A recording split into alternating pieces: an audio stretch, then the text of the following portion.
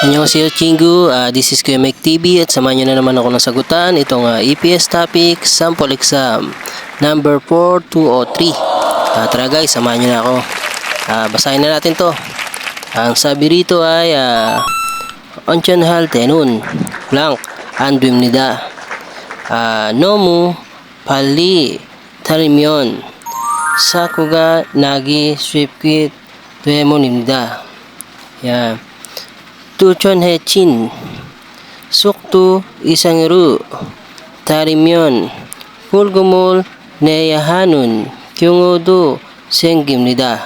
Yan, in English guys is you must not blank when you drive. Ayan, it is because you are likely to cause an accident when you drive to pass. Yan, in addition, you may be forced to pay a penalty if your speed is beyond the designated speed limit.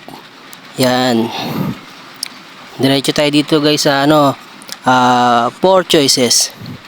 Si number 1 guys is si Kumyon Hanun. Yan Kumyon Hamyon.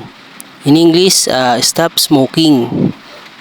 Dito naman tayo kaya number 2. Excuse me guys. Kaya Kumyon Hamyon. In English, smoke. Dito naman tayo kaya number 3. Kaya Kwasok Hamyon. In English, drive to pass. Yan.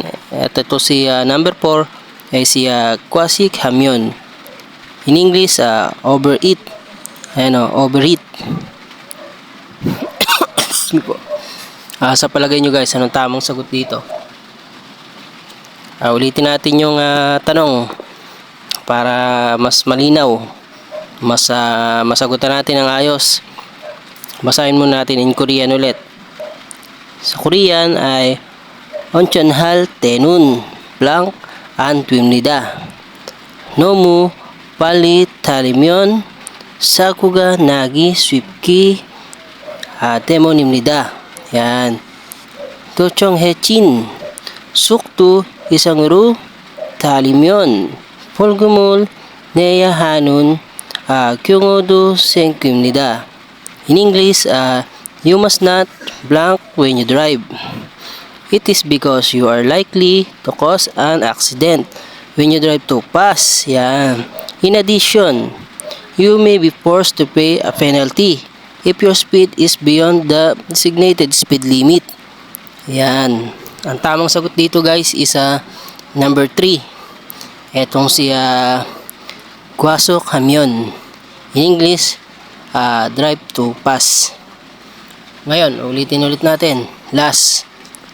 Sasama na natin yung sagot guys Sabi dito ay Onchonhal tenun. Ayan Kwasok Hamyon. Yun yung sagot guys andwimnida. Nomu pali talimyon sakuga nagi swipke temonimnida.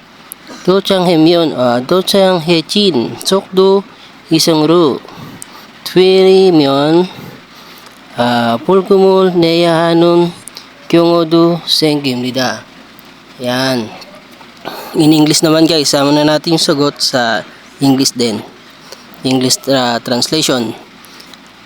Sama natin yung sagot guys you must not drive to pass when you drive. Yan. Yun yung sagot guys drive to pass when you drive. It is because you are likely to cause an accident when you drive to pass. Yan.